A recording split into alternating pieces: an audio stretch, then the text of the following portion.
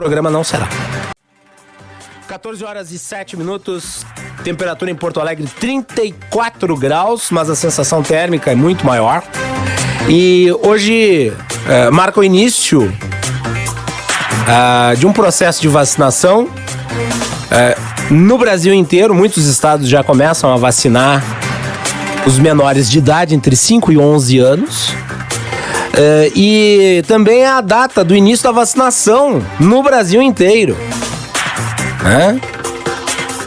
A vacinação começou ano passado, nesse dia, e muitas vidas foram salvas desde então. Nós vamos ter uma entrevista agora, mas antes eu quero apenas as informações da Maria Fernanda em relação ao Datafolha que saiu hoje sobre a adesão da vacinação dos menores. Um alto percentual de pais pretende levar os filhos para se vacinarem. Boa tarde, Maria Fernanda. O que diz o Datafolha? Boa tarde, Macalossi. Boa tarde aos ouvintes da Rádio Bandeirantes. Pois é, a vacinação contra a Covid para crianças de 5 a 11 anos tem o apoio de 79% da população brasileira, com 16 ou mais anos de idade, indica uma pesquisa do Datafolha. Esse percentual equivale a 132,5 milhões de pessoas no país. Os que rejeitam a imunização para esse público são minoria no Brasil, apenas 17%. E 4% dos entrevistados não souberam opinar, Macalossi. Muito bem, muito obrigado. Nós vamos conversar agora com o Fabrício Mota, que é infectologista, pediatra da Sociedade de Pediatria do Rio Grande do Sul. Doutor Mota, seja bem-vindo aqui ao nosso programa. Boa tarde. O que o senhor acha desses percentuais? Boa tarde.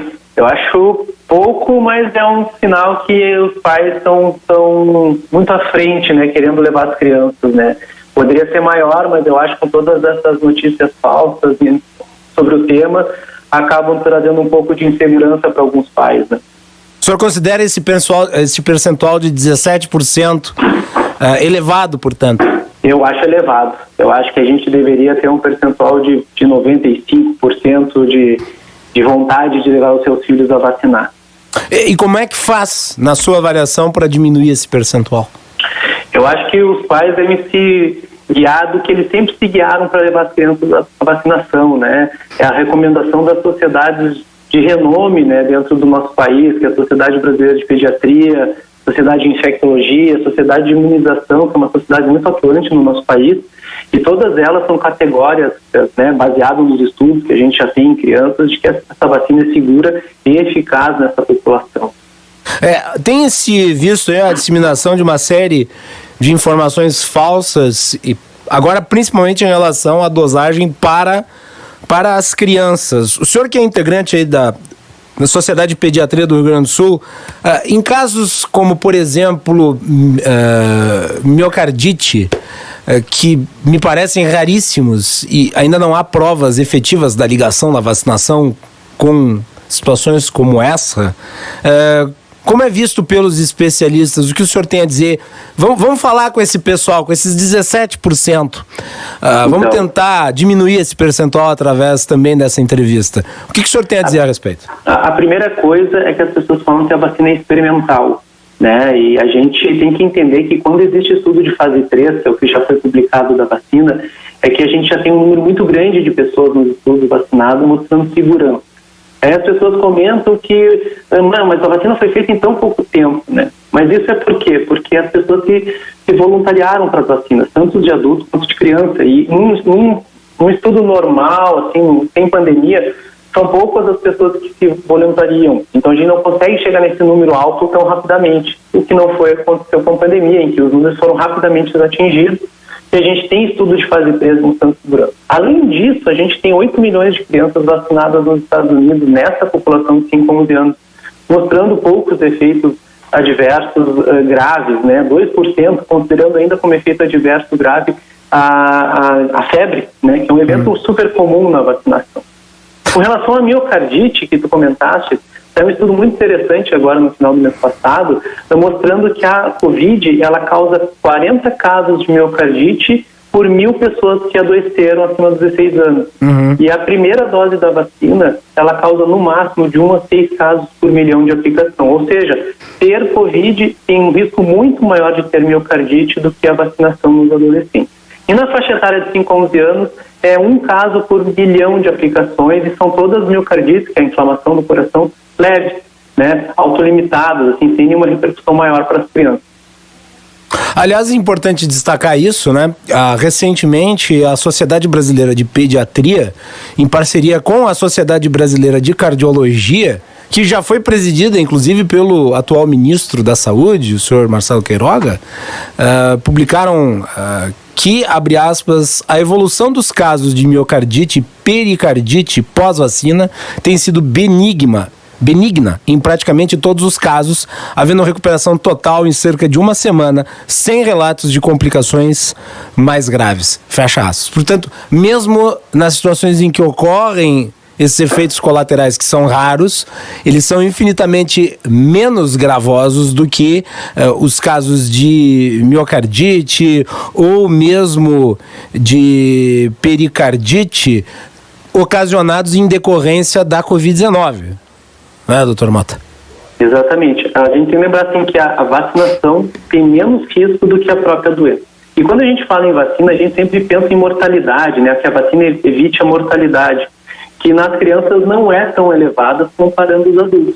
Mas quando a gente compara a mortalidade da Covid frente às outras doenças infecciosas pediátricas, ela tem causado mais óbitos do que as outras. Se a gente for olhar os dados de óbitos por gripe em crianças, nessa faixa etária menor de 5 anos, a gente tem em média 3 casos por ano no Rio Grande do Sul, enquanto que óbitos pela Covid-19, abaixo de 5 anos, a gente teve 14 óbitos no ano passado. Então, assim, as doenças infecciosas pediátricas, que hoje são preveníveis, causam menos óbitos do que a Covid causou nessas crianças. Sim. O senhor tem lidado como pediatra com pais que têm receio de levarem os seus filhos a se vacinarem?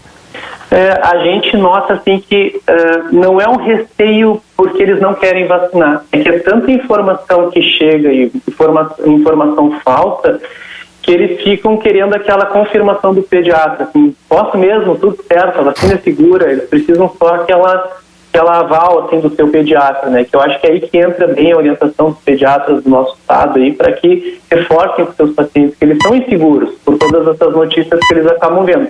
E lembrando que são todas notícias que não vêm de órgãos oficiais, né? Que não são dados pela Sociedade de Pediatria, Sociedade de Imunização, né? São todas notícias que circulam pelas redes sociais, assim, de forma para atrapalhar a vacinação.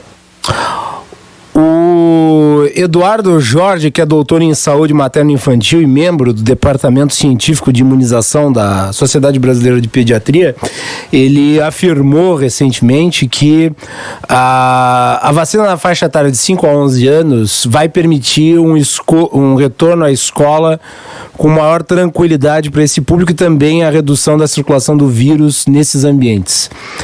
Entretanto, entre a autorização da Anvisa para vacinar e o início da vacinação propriamente dito, nós percorremos aí um período de quase 4 semanas, foram mais de 20 dias de espera, com debates, na minha avaliação, na minha concepção, inúteis, visto que os técnicos, as autoridades já haviam se posicionado a respeito, e há o risco, né, de haver a volta das aulas sem as crianças terem cumprido o regime inicial de imunização. O senhor acha que isso vai acarretar em algum tipo de prejuízo? Visto a forma como a Omicron se espalha também entre pessoas vacinadas, na maior parte dos casos, vacinadas que não completaram o regime de imunização?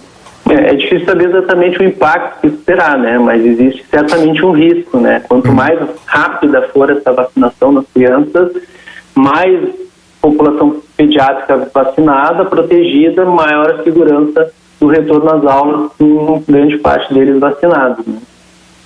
E também é necessário dizer que as crianças são vetores de contaminação, né? Apesar de a incidência da Covid ser menos gravosa nessas faixas etárias, o fato é que essas faixas etárias transmitem como as demais. Eu vou reforçar de novo o que eu falei anteriormente. Ela é menos gravosa porque a gente compara com os adultos. Mas a gente, na doença pediátrica, a gente deve comparar com as doenças que acometem a criança. Porque a criança não é uma faixa etária que a gente vê muitos óbitos quando comparados a adultos em qualquer doença, né? Não é comum a criança morrer. Então, quando a gente tem uma doença que aumenta o número frente às outras infecções pediátricas, ela é muito importante na população pediátrica. E com o aumento dos casos, a gente tem notado assim, que no ano de 2021, a gente teve em média no Rio Grande do Sul, em termos de 9.500 casos mês na faixa etária pediátrica, digamos, abaixo dos 18 anos. E em janeiro, a gente já estava, agora no meio do mês, já com quase 6 mil casos esse mês. Provavelmente a nossa média de casos vai aumentar com a nova variante. Então é importante a vacinação e logo a gente atingir toda a população, né? Não é possível a gente controlar a pandemia se a gente não vacinar também as crianças. É importante destacar que em 2020 nós tivemos 10 mil internações de crianças por conta de Covid-19. Exatamente. No Rio Grande do Sul, o ano passado, a gente chegou a ter quase 1.000 internações por causa da Covid no estado. E se eu não estou enganado, em 2020 a segunda causa mortes para crianças foi Covid-19, abaixo apenas dos acidentes de trânsito. A Covid foi muito impactante, né, nos óbitos pediátricos, porque daí se comparou com os problemas pediátricos, né? Quando a gente compara com os adultos, claro que parece que a doença na criança ela é pouco importante, mas quando a gente olha as doenças pediátricas, não, ela tem um número expressivo de óbitos. E não só óbitos, né? A hospitalização, mesmo que não leve a óbito, aumenta a morbidade dessa criança. A gente tem longo Covid, né? A Covid longa nas crianças. Tem a síndrome inflamatória sistêmica associada à Covid, que é muito grave, apesar de rara, ela é gravíssima. E nos Estados Unidos, já com a vacinação, já reduziu em 90% o número de casos de doença inflamatória multissistêmica associada à Covid. O senhor menciona a Covid longa. O público muitas vezes não tem noção do que isso significa. O que é Covid longa e qual é o número de registros dela, principalmente nesse público, Dr. Mota? Os dados da Covid longa não são tão computados como são as doenças, a doença em si, né? Mas a gente nota nos serviços de atendimento pediátrico que a gente vê aquele paciente que mantém sintomatologia depois da infecção resolvida. Ele fica mantendo, às vezes, febre prolongada, que dura, às vezes, 1-2 meses, dores articulares, né, prostração importante, mesmo depois da doença infecciosa aguda ter se resolvido. Isso acontece em adultos, e dificulta muito o retorno ao trabalho, e o paciente fica 2-3 meses nessa situação, e isso acontece também nas crianças, né? Tem um impacto também disso. É um fenômeno que ainda está sendo analisado, né? Mas já demonstra a sua periculosidade, visto o período em que a criança fica com a doença. E daqui a pouco não se sabe se não vai ter também registros de casos assim em adultos, né? Em adultos a gente já tem também bastante casos e já tem alguns serviços que estão fazendo ambulatórios para esse problema da Covid longa. Eu tenho acompanhado muitas das mensagens que circulam por aí relativas à desinformação sobre vacina. Uma das mais frequentes é atribuir à vacina efeitos de longo prazo que não são sabidos. O senhor pode dizer algo a respeito? Isso a gente avalia frente aos estudos de fase 3, né? Quando a gente tem um grupo comparador e outro grupo controle, né, junto com o grupo vacinado, a gente tem um cálculo estatístico que prevê eventos adversos, né? E quando não é computado naquele estudo, esse evento adverso ele tem uma raridade muito grande, né? Então, mesmo efeitos adversos a longo prazo, eles acabam sendo extremamente raríssimos, né, para que a gente observe, né? E às vezes as pessoas fazem comentários, fazem comparações absurdas, por exemplo, comparando os estudos atuais em 2020, 2022, aí com o que aconteceu com a talidomida, né? Quando era uma época que os estudos não tinham essa rigidez como existem nos dias de hoje. E eu acho que é importante ressaltar o seguinte, porque eu pesquisei a respeito, eu não sou médico, mas como eu sou jornalista que cobre essa situação, eu me consulto com os especialistas e tenho lido muito a respeito. E eu tenho evidências de que à época a talidomida não tinha nenhum tipo de recomendação científica de fase 3 para ser receitada para as mães. Muito pelo contrário, ela era receitada off-label. E daí os problemas recorrentes Exatamente. que se originaram. Portanto, a comparação da talidomida não é com as vacinas. A comparação da talidomida é com a ivermectina, com a azitromicina, Exatamente. com a cloroquina. Exatamente. Né? Fora que num cenário que não existia uma intercambiabilidade rápida de pesquisa entre o mundo, né? Com hoje os estudos são publicados e rapidamente a gente tem acesso a um evento adverso que é publicado em uma revista, que no dia seguinte já se sabe, às vezes no mesmo dia. Isso não acontecia antigamente, né? Até porque hoje, né, você tem uma comunidade científica global antenada e os debates são realmente muito evidentes. Eu acho que, aliás, nós nunca tivemos tanta publicidade em debate em relação à pesquisa científica como em relação à Covid-19. Exatamente. Doutor Fabrício Mota, muito obrigado pela participação aqui no Bastidores do Poder. Eu gostaria apenas da sua avaliação final sobre o processo de vacinação aqui no Rio Grande do Sul, que deve começar aí nos próximos dias.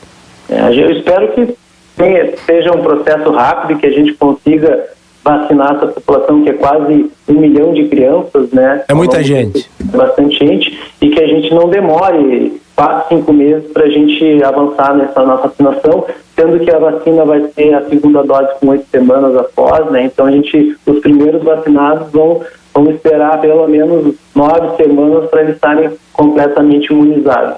Mas eu acho que tem tudo, nossas crianças estão acostumadas com vacina e a gente é um país que dentro da vacinação infantil sempre foi vanguarda, sempre foi à frente, então acredito que a gente vai manter isso na pediatria. Muito bem, parabenizar aí o trabalho da Sociedade de Pediatria do Rio Grande do Sul e agradecer por terem aceito o convite da nossa produção para falar hoje aqui no nosso programa e numa data que marca 1 ano do início da vacinação no Brasil, né? Vacinação essa que salvou tanta gente. Um grande abraço aí, um bom trabalho para vocês. Muito obrigado, doutor Fabrício Mota, que é factopediatra da Sociedade de Pediatria do Rio Grande do Sul.